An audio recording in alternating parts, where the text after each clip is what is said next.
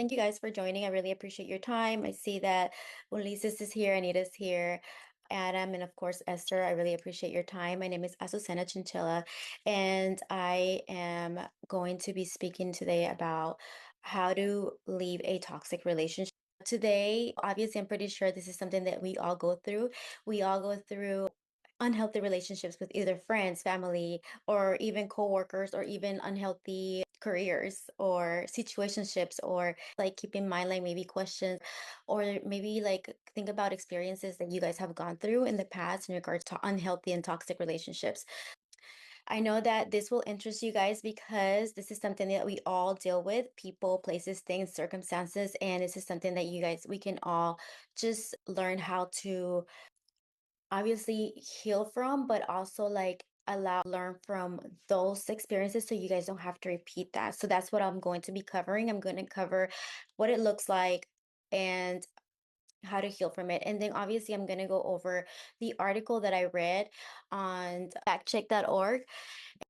What are the patterns? What are some of the things that we notice when someone's going through or is in a toxic or unhealthy relationship? There's a lot of feelings, shame, guilt, and then like there's a lot of like that feeling of like, what, wait, what happened? Like, why am I feeling this way after this conversation?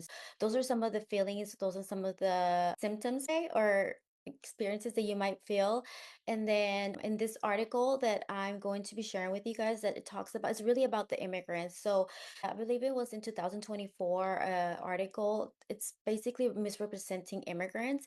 It's talking about how they were receiving Social Security benefits. So that was like this trend, this very like popular news a couple years, 2024, in regards how immigrants needed to be obviously like immigrated from with ICE because they were receiving a lot of benefits from the so I guess like they were helping them with like funding in regards to. So basically what happened is a lot of people were like mad at Trump because he had been helping a lot of people that crossed the border. They were trying to deport them, and this is the reason why even like a few months ago that they were deporting a lot of people from here. Specifically, a lot of people that had nothing to do with that were feeling the effects. Like they were feeling the effects of like that was very toxic, that was very unhealthy, that the news, because that's a reliable source, the news was sharing with that watched the news that people were getting deported because they had a lot of benefits. But in reality, we know that's true. How do we know that's actually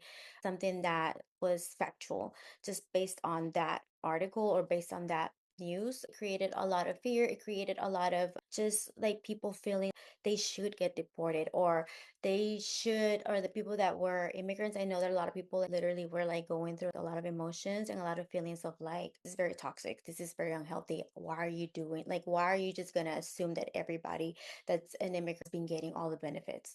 In the article, that's just an example of what it looks like when it's just like when someone's gaslighting you or like making you feel like you're doing something or something that you're not.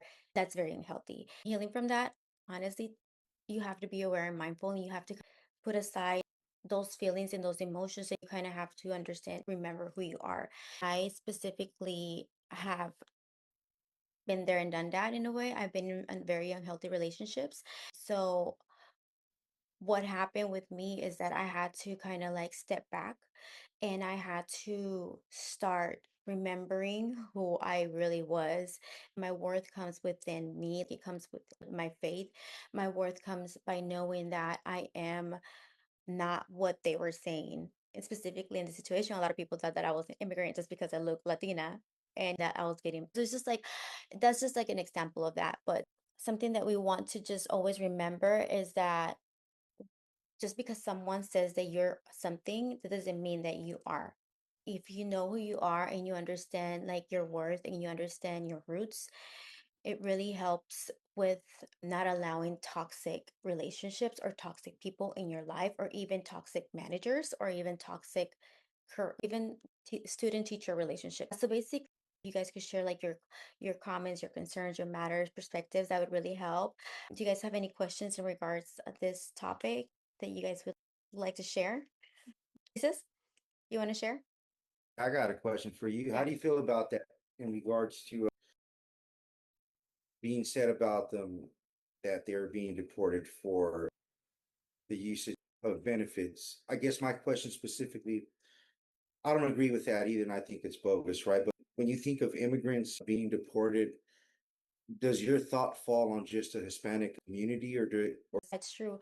I personally know have Russian friends. I have different like Filipino friends. I have friends from Japan, and just different ethnicities. And honestly, it's such a conversation that we need to have in regards to there needs to be more of a protocol. You just don't deport or just intervene in somebody's family, especially the ones that are working into this land. Yes, they don't have documents, but maybe if there was a way that they could earn the documents or like have access to those documents, especially if they've been here since 20, 30, 40 years ago, why would you just like disrupt their family like that? And that's what I was noticing. I literally have a few friends that there's a friend that I have right now that her parents were deported and now she's only 14.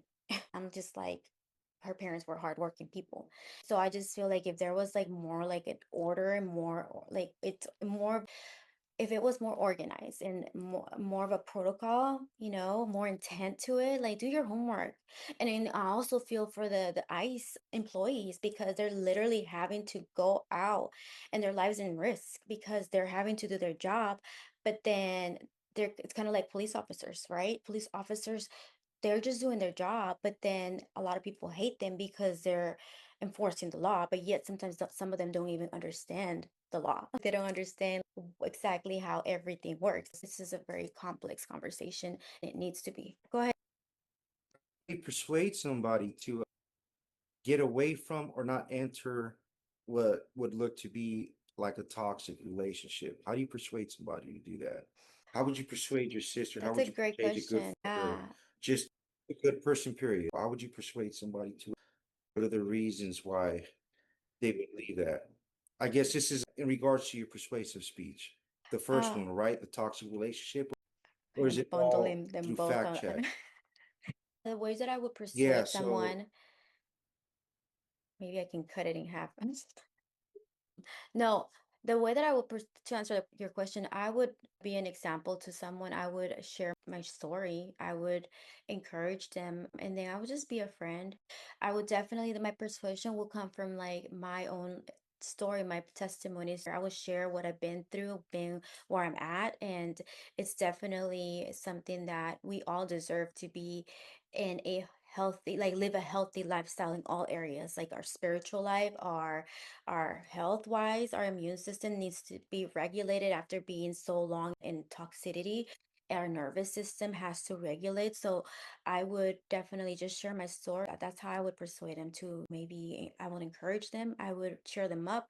And that's what I do every day. I just got back right now from Venice Beach and I was out there just sharing love to the homeless because my heart aches for them. And I did it through my story. Everybody loves food and just conversating with them. I really appreciate you guys being a part of this, and I hope that I can add to your speech and everything you guys are working on right now. Is there anybody else that would like to share comments, concerns, I'd like perspective? to share. Cool. Thank you, Adam. I like from what you shared. It really inspired me, and it like resonated with me because my mom and her spouse are actually like going through a breakup right now, Mm, and we're actually in the process of finding our own home because we live with the spouse. So it's like it happens. So I totally get it. Some people are some people's personalities you don't understand. You don't see the bad until later on as you get to know somebody because you don't see the faults when you're in love after 5 to 8 years being together. You just the spark went away for whatever reason, and what's it called? We started noticing how the boyfriend or the partner was more of a control freak. It's like my way or the highway attitude. It's a lot of how you say the boyfriend or the partner was more of a control freak. It's like my way or the highway attitude. It's a lot of how you say I was gonna gaslighting? say conformity, Mm, but also when you need to negotiate for like, so it's like almost having good boundaries Mhm. and trying to compromise with each other. If you're not like listening, if you're not being able to compromise, if it's, you have this one way or the highway attitude, it's not good. Some people lose sight of their value, and that's why having a relationship with God reestablishes your faith, who you are, builds your confidence and your faith. People just don't have a relationship with God as they need to, because everything is he's the one who strengthens me on my bad days and on my good days. It's just that's all I wanted to share. Thank you so much, Adam. I really appreciate that. Mhm. Really means a lot. It's about knowing who you are, knowing your worth. It is once you realize that you've done everything you could to your love towards that relationship or situationship or matter, it's like, do I really want to continue to just go down this path of this never ending circle? So I think once we realize who we are and we remember who we are, it really helps. Definitely faith always helps. All right. Thank you so much for Anita. Would you like to share something? Thank you. Definitely. I just want to say and kind of reiterate it's definitely inspiring. The best way to be able to show others to try to prevent it from maybe not getting into those type of relationships is being a testimony to them, right? When you've been able to experience some of those hurts and the pain, you can tell others what to avoid, what to look for, because we generally want to show them what love is truly built on. It's built on respect and peace and honesty and patience, having a mutual growth and agreement in both where you're together working towards the same goals. When you're unequally yoked, sometimes you run into those issues where you're being hurt, right? You're being controlled, you're in fear, you're in guilt. It's just a constant emotional exhaustion. Some of those things you don't see when you're currently in that situation. It comes later. But I think that if you take your time when you're trying to get to know someone, you see them in every stage, whether that's, in a happy stage, in a sad stage, in a depressed stage, in a mad, you get to really see them for who they are. I think sometimes nowadays people don't take the time to really understand someone, to get to know them in all those different ways. When they get together, they're already fully committed. They get to see that side of someone, and that's where some of those people are surprised and say, I didn't see this side of the person. And I think it just gets more complicated when you add children in the mix. Then sometimes we have those generational pain hurts that they carry if parents are separated. So it's definitely great that you say and talk to others about your testimony so that hopefully you can prevent. I do believe that you have that spirit that is able to show others through your pain, your experience, help them so that they can potentially avoid anything, leave a toxic relationship. And in the case as far as immigrants using benefits, I think all it takes is just a little education for people that are ignorant in that area to truly see that if you're illegal, if you're an immigrant, you do not have the ability to have a social security number, you're not able to get any benefits from the government. You cannot qualify unless it's a life or death situation for Medicaid state assistance. So, some of those things I think is just nuances that people don't take the time to really look into. They just go by what one person said. And then if they believe in that same thing, then they follow suit, right? So I think that is really just ignorance in a lot of those pieces. This land is built on immigrants. So I think it's just sad that those individuals don't have an open mind on saying, why don't we create a path for some of those individuals that are here, that are working hard to be able to have the ability to have the freedom as well to continue to truly contribute in every way possible to this government. Because as a whole, if there's a family that's hoping to one day be able to adjust their status, they're paying in taxes. They're not getting anything back in return. So they are contributing back. So I think it's just ignorance in that piece of individuals. They don't take the time to educate themselves. But I appreciate your words. Just encourage you to continue being that light for others that may be in a current toxic relationship. Thank you so much. That was so well articulated. I really appreciate your thought, your perspective. I completely agree. It's the lack of education, the lack of being curious and wanting to dig deeper. I really appreciate that. I needed to. That's very mature and very wise. So I really appreciate your perspective. Esther, would you like to share some words?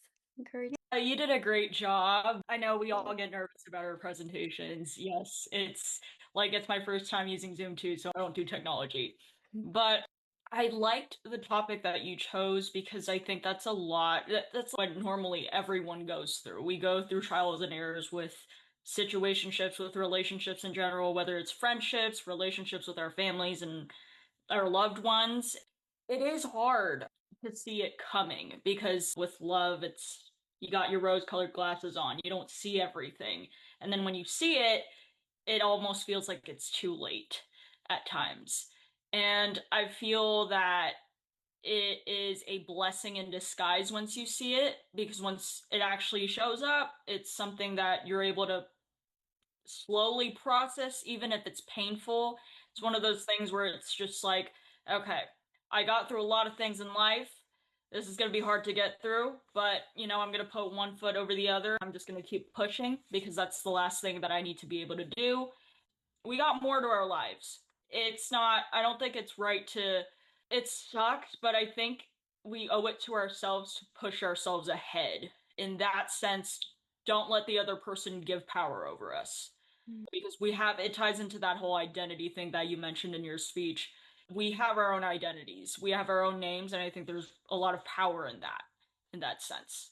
That is so true. Whenever you are in that, you just don't, whenever you're falling for this person, all you're seeing is the good. You're not focusing on the bad. And then once you're in it, it's so hard to get out of it. But then once you remember, right, your identity.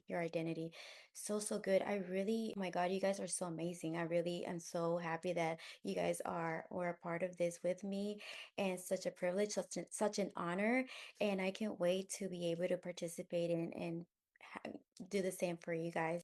Thank you so much for your time, you guys, and I can't wait to get to know you guys more. Thank you. Have a beautiful night. Thank you. Bye bye. Bye bye. Bye-bye.